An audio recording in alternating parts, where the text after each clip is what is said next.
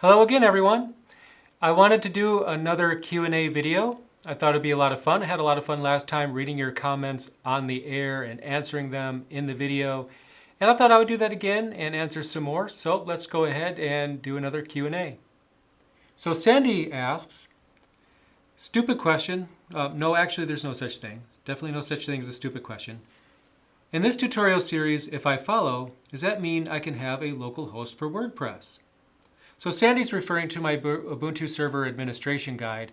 And in that series, I basically talk my viewers through setting up a server that's internet facing that allows you to host some kind of application or resource to make it publicly available or available to a certain number of people.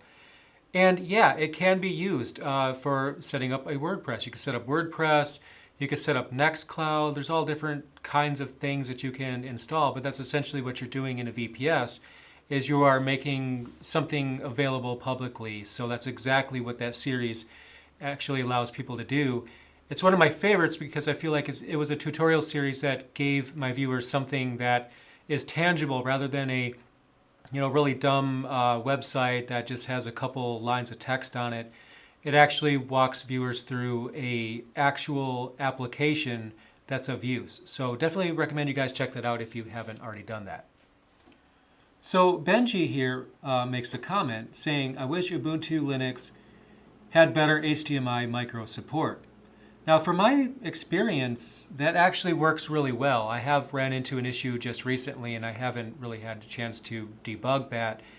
My issue, I'm convinced, has nothing to do with Ubuntu or anything. It's just some BIOS issue. I was playing around with my BIOS settings and I think I foobarred something. So I don't know if I mentioned that in the video. That might be what he's referring to. But actually, HDMI and HDMI micro support is pretty well supported. There's no issues. So I'd be more interested to know what particular problems you're running into. And I think that's important when I get comments that everyone is basically giving me details on what the actual problem is or error message is so I could be a little bit more helpful. But from my experience though, HDMI is definitely something that works pretty well. And here we have a question from Aeroism, am I pronouncing that right? So basically what this person is asking is a difference between sudo su and sudo-i, sudo-s.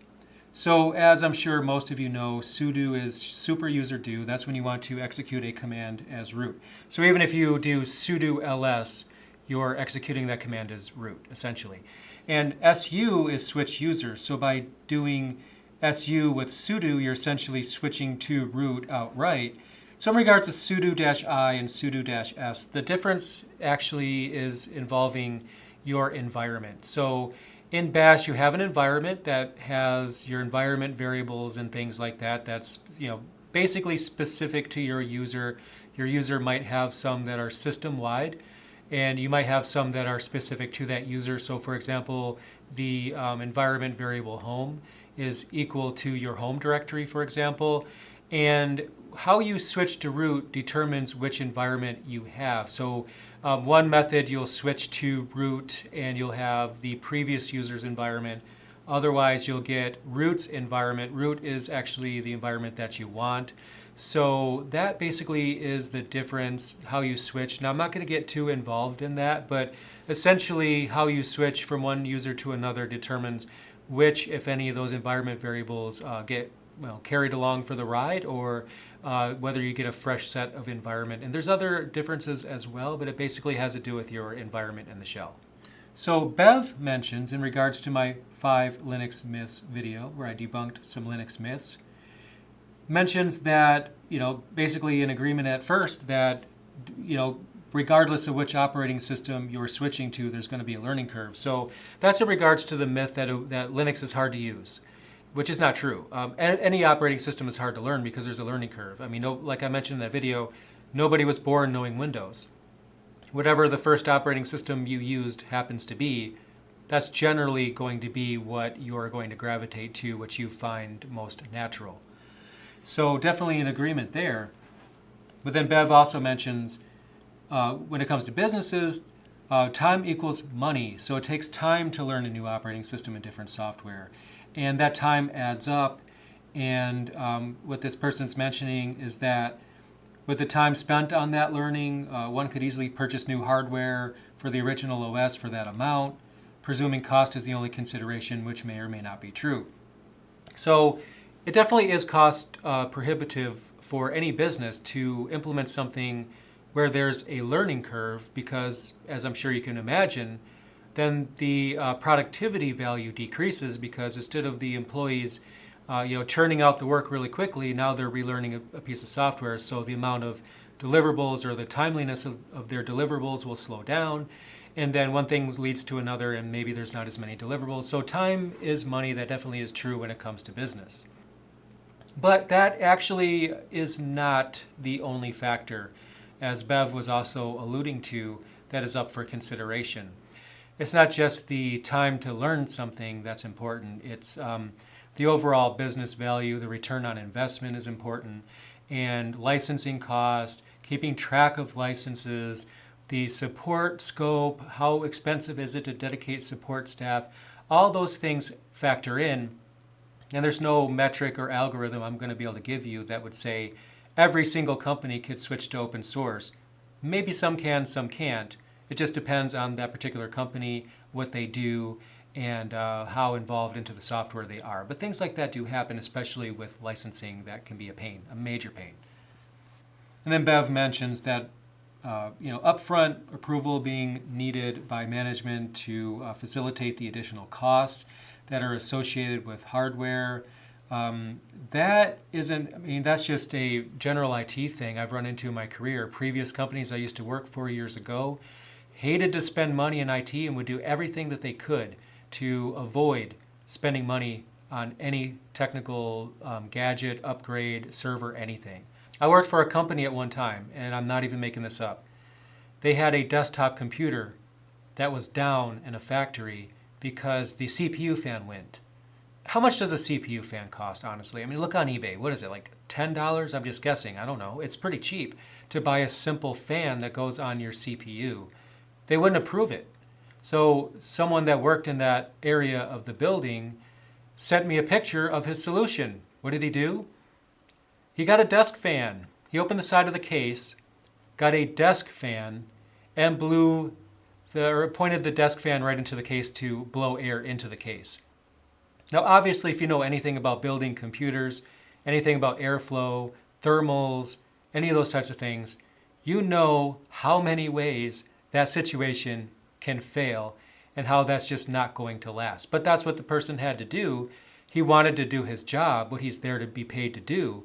He needed a computer to do that job, and nobody's going to pay to fix it, so he had to get creative and do something so he could actually do what it is he's supposed to do there. When it comes to corporate America, or I don't even know if this is the same in other countries or not, they'll find all kinds of ways to avoid costs. And obviously not every company is like that. I work for a lot of companies that actually do value IT. My current company that I work for values IT as well, and it's a great place to be. But there's some companies out there, cost prohibitive is one word for it for sure, but that can be a definite challenge. And Linux is necessarily, none of this is specific to Linux. That's just something that you run into regardless of what operating system you're running. You're going to run into management that may or may not want to do the right thing and approve what's needed to get the job done in an efficient manner. So that's just a corporate IT in a nutshell, basically. All right, so moving on here. So Matthew writes in with a comment about a negative stereotype and possibly what might be contributing to that is that when a user runs into a problem, he or she may or may not know how to fix it, might get frustrated, and look up a quick fix online, Google the issue or whatever it is, and find that actually they're recommending use of the command line, which might be a little scary to them, and that might altogether contribute to that stereotype. And there is truth to that because the fact of the matter is it's very commonly the case when you go online and look for a fix on a Linux issue, you'll see a fix uses the command line. But a lot of times that's just because people like me, I've been using the command line so much, it's just natural to me. It's just what I reach for. In much the same way, people reach for a specific kind of car when they go to buy one, it's what they're used to. specific brand of TV, or maybe you like Android or iPhone. Everybody has their preference, and with me, the terminal is my preference just because that's what I started with back when Linux was hard. And ever since then, you know, everything you could do in the operating system, you could do via the GUI. You don't need a command line for that. So that's one of the points that I brought up in that video. And it is true that a lot of times when you look up how to fix something, you'll see that in the command line, just because probably the person writing it is like me, and you know, the command line's what they know. But I don't feel like the command line should necessarily be scary. A legitimate way to fix a problem is a legitimate way to fix a problem. The bigger issue, though, is creating a mindset to where you just execute random commands you find on the internet to fix a problem. I mean, do you really know what those commands are really doing? You should only do that if you trust the source of the command, because the last thing you want to do is run a command that you found online and then it wipes your drive because it's like rm-rf/ you know, something like that. That's not a good situation to be in at all. So you still have to be very careful. But a legitimate way to fix a problem is a legitimate way to fix the problem. But that being said, I think that it is important to show how to fix things in the graphical user interface as well. And maybe if these blogging sites would do that more often, then that would be better. I may even consider doing that more often on my own channel. But then again, I have a mix of different types of users, some beginners, some more advanced. And the command line is somewhere in the middle, and it is something that I teach. I do a whole series on command line, for example. So I'll probably continue that, but that's just the nature of my channel and my audience. That's what they're looking for. But for the average person, I think it'd be better if these blogging sites would just focus on the graphical user interface. I do agree with that. That would be a better situation. And Matthew also talks about gaming, something that comes up on my channel a lot because that's something I'm into. I love games. And is talking about suggesting that a dual boot, for example, is a good solution for people that want to run Windows games or apps that don't run properly. Now, dual booting is definitely a valid way to go, but you got to be careful, because the problem with dual booting is Microsoft doesn't care if you're running Linux. They'll happily delete your bootloader, and they will not hesitate. If an update comes out that rewrites the bootloader for any reason, Microsoft will not check to see if you have Linux. They assume that Windows is the only operating system, and they will do absolutely nothing to ensure that they're not going to stop your Linux machine from booting. That's just something to keep in mind. If you're dual booting, you also have to know how to recover from that, because you will actually have that happen to you. It's not a question of if. It is going to happen. It's just a matter of when. It just takes the right update to come in, and then all of a sudden you find out you don't have an option to boot Linux anymore. So that may not always be an option, especially for beginners, because then that creates a situation where they're calling you and they're saying, hey, you know, I can't boot into Linux anymore. What's going on? And then you have to support them if they don't know how to support that themselves. But, you know, that goes in with the platform. If the majority of the applications you want to run just aren't available on Linux, I get it. You know, there's nothing we could do to change that. Now, compatibility is coming a long way, though. We're almost there. We're making leaps and bounds. And pretty much everything you can want to do, with some exceptions, you could do in Linux, but if you're more familiar with it in Windows, you know, that's basically going to be what you're you know, more familiar with. So here Renee is, if I'm pronouncing the name right, I apologize if I'm not, is suggesting an Ansible series. So it's one of those things that I'm going to look into. That may happen. I'm in the process right now where I'm planning my next tutorial series. Python is kind of wrapping up. I don't know how many videos I'm going to do. I literally just finished the 26th video this morning, and I probably only have up to number 21 uploaded, or maybe not even that many. It takes me a while to edit them, so they're going to keep coming out, but I'm looking into what's next. Ansible won't be the next one. There's several possibilities as far as which one I'm going to go with. In fact, I'm going to let you guys know two possibilities right now. CentOS and Debian. Those are two. Which one do you prefer? Let me know. Maybe I'll put up a vote or something on the community page you guys can do. Now, I'll warn you, whichever one gets the most votes doesn't necessarily mean that that's the one I'm going to do next. I'm going to do both. I'm just curious which one you guys are interested in the most. They'll both be done, but one of the factors is I haven't started either because we have CentOS 8 coming out, and we have Debian 10 coming out, And it just doesn't make sense for me to do a tutorial series on either one until the latest version is out. So it may just be whichever one comes out first or whatever mood I'm in, but I'll do both. I'm just curious what you guys think as far as either one, whichever one you're more interested in. As far as Ansible, like this person recommended, I think I might do that someday.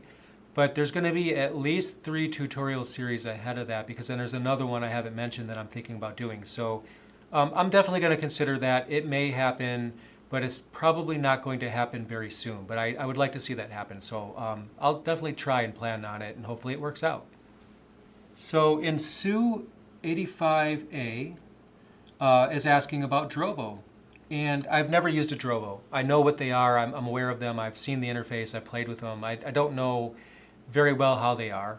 So not really sure how Linux friendly they are. And that's basically what this person is asking is, maybe about the Linux friendliness or what have you, the Drobo. I would always recommend to look into SSHFS.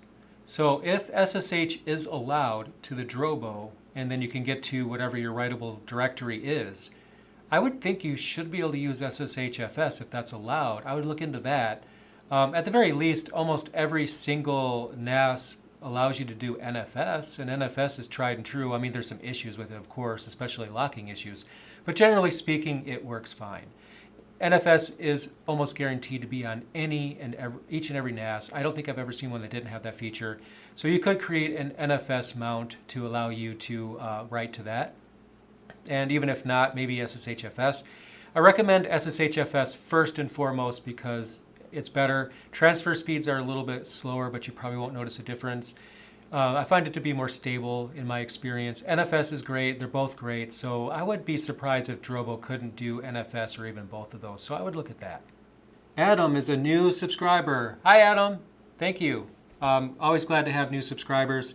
And that's in response to a thank you video I just recently published here. And I just wanted to thank you guys, and that's what I did in that video because I don't think I've engaged with you guys directly enough. Yeah, I've created a ton of videos over the years, but I wanted to make this more interactive, and that's what his comment is. And I'm glad to have you as a subscriber. Thank you, and that goes for each and every single one of you. I'm happy to do these videos. It's so much fun. It's a creative outlet for me for the most part, and it's giving back. And yeah, I'm glad to have you guys. So this person, in response to one of my Python videos, age 2 is unnecessary, referring to an object that's actually created in that video. And this person simplified the code. And that's the thing, you're going to see if you go through my programming videos, there's going to be all kinds of room for improvement. Some of that is actually on purpose. Some of the videos I've recorded, in fact, some of them today, I even say in the video to challenge you guys to consolidate consolidate the code even more. So it's really hard to have a perfect programming video because it's something of an art form, right? I mean, there's so many different ways you can do things, and there's so many ways that you can simplify things. So he makes a good point, but there's going to be a lot of these types of things that you're going to find in my Python series and probably other series as well that you could simplify or do even better than I do. And I like that because if you are able to grasp the concept to the point where you're doing it better than I did it, then that just means not only are you smart, but you're really catching on quick. And that's the goal. The goal is for me to push you guys to think about it, do it better, become better than me. That's actually what I want you to do. So if you find a way to do it better, that means that my goal is working. So awesome. So I have this person here asking about a package installation error, and it says, it seems the government has blocked everything. How can I bypass on block? Now, there's 2 problems with that. Unfortunately, without an actual error message, it's hard for me to know what it is that's going on or to confirm that something actually is being blocked. So when someone asks for help, I don't always respond if there's not enough detail. And if I do, it's probably to ask for more detail. So I need more detail on this. But another thing too is it's kind of a sketchy gray area to tell you guys how to bypass your local government. And I don't do that. And the reason why is because I don't want anybody to get in trouble in my expense because I just don't know the laws in other countries.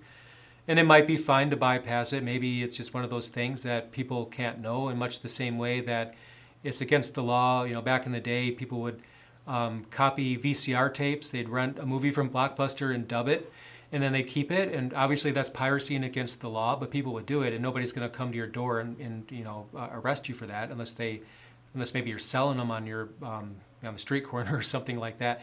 But if I was to tell people how to bypass their local law, even though it's seemingly harmless, I could get somebody in trouble. I can't do that. But not only that, I haven't even looked into it. So I wish I could help, and I feel bad if that's the case, that something is being censored, especially having Linux censored, installing a package.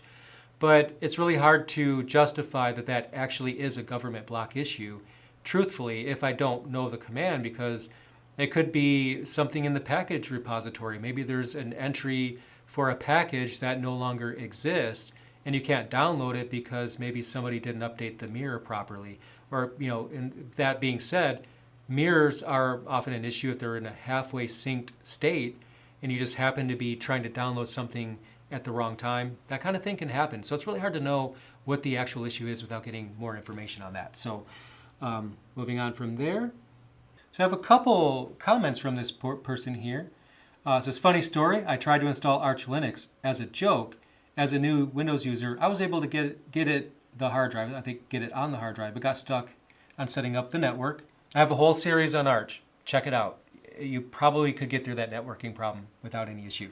If I had to guess, it just means you need to have installed Network Manager when you do the installation. Make sure that's enabled, and make sure your network card is supported. It probably is, especially if it's Intel. You'll be fine.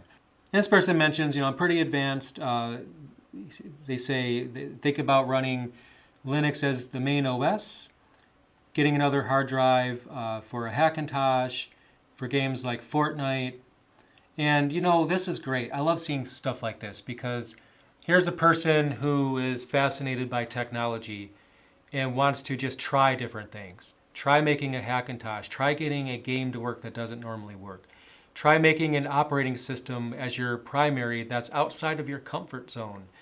That is what it's all about. That is what creates a career in technology. That's how it starts. My career in technology started with video games. I've always been fascinated by video games, but it made me question, how do these things actually work? What makes it work? How are these things developed? How is the hardware? What kind of hardware does it run on? How is that produced? And that just led me down this path where once I got a computer, I'm getting my games to work and I want the most performance. And then I try Linux, the games don't work, so I try ways of forcing it to work, and one thing leads to another. And I go down this path, and now I have a career, and that's basically how it starts. So I'm really happy to see things like this. That's pretty cool. And this person also says, Ubuntu will not work on Pentium 3, but something like Tiny Core Linux or Puppy Linux will even run on a 486. Now, it's actually not true that Ubuntu won't work on a Pentium 3. Now, granted, Pentium 3 is 32-bit. So you're going to need a 32-bit spin of Ubuntu if you're even going to run Ubuntu. So you're going to need an older version of Ubuntu, but there's still versions of Ubuntu that support 32-bit that are still supported security updates. And you can just install Ubuntu Minimal, which is just a 50 or 60 megabyte ISO image that downloads everything off the internet. And then just install a desktop environment that's really light, or not. Just install OpenBox. OpenBox will run on anything. You don't need much to run OpenBox. That's just a window manager, not a desktop environment. A window manager is just it's pretty much similar to a desktop environment, just has very few features, but it just gives you a way of having applications, gives you a container to run applications essentially for your graphical user interface. So you basically install Xorg. After you install Ubuntu Minimal, just say no to all the packages that it wants to install. So no desktop environment, just say no to everything. And when it comes back up, you just piecemeal all the packages you want to install. You can follow the same process I followed in my custom vanilla GNOME video, except don't install GNOME. That won't work on a Pentium 3. But instead of doing that, you could do the other things where you install Xorg and your video drivers, do that part, and then install OpenBox, and then maybe install LightDM as your desktop manager so you have something to log in, reboot, and yeah, you could definitely run Ubuntu on a Pentium 3. So if you're watching this video, I challenge you, try the Ubuntu Minimal installer.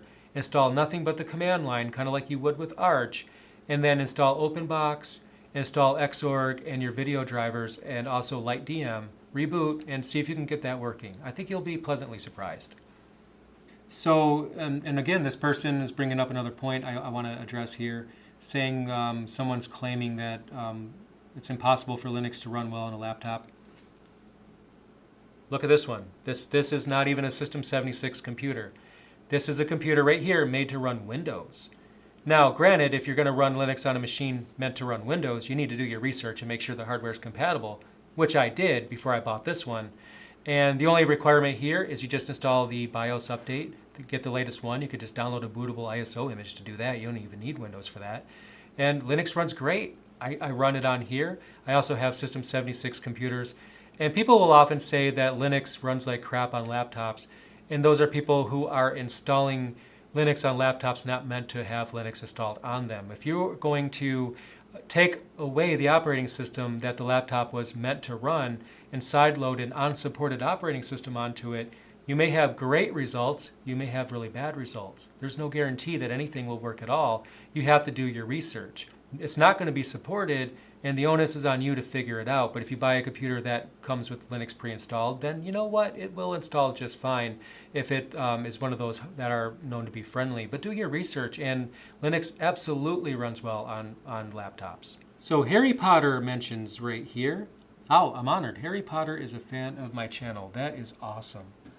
So in regards to my comment about the fact that Valve doesn't have to support Linux users, but they are, and I'm thankful for them because they don't even have to cater to us since we're such a small audience. And I didn't really even know why they would want to, but Harry Potter, a cool screen name, basically brings up a great point that I have to 100% agree with. That pretty much probably explains it. I mean, they've even made comments, Valve has, about people being frustrated with Windows. And especially with Windows 10 and the horrible choices they made with all this reporting stuff that runs in the background, that Valve wants a plan B. That's essentially what he's saying. And what that means is if for whatever reason the Windows gaming platform was to fall apart, because let's face it, Microsoft has a habit of unfortunately messing up their, anything good they do, they got to do bad. We had Windows 7, which was a saving grace from Windows Vista and one of the best Windows versions of all time. And they had to ruin that with Windows 8, which is, again, one of the worst. And then Windows 10, when that was being released, and I saw the pictures of it and screenshots and whatnot. I'm like, you know what? That's going to be another Windows 7. It's going to be awesome for Windows users because I think it's everything that they want. They got to go and screw it up by putting all this telemetry in there that nobody asked for. And it's like Microsoft does something good, they do something bad. So I can understand Valve kind of being a little worried here and just wanting a plan B. And, I think that's what Harry Potter is saying, that basically they just want a fallback to gravitate to if there's ever any problem. And I think that's important because, the classic Blockbuster video example, they completely died. As of the time I'm recording this video, there's only one Blockbuster location in the United States. So why did they die? Well, Netflix pretty much destroyed them.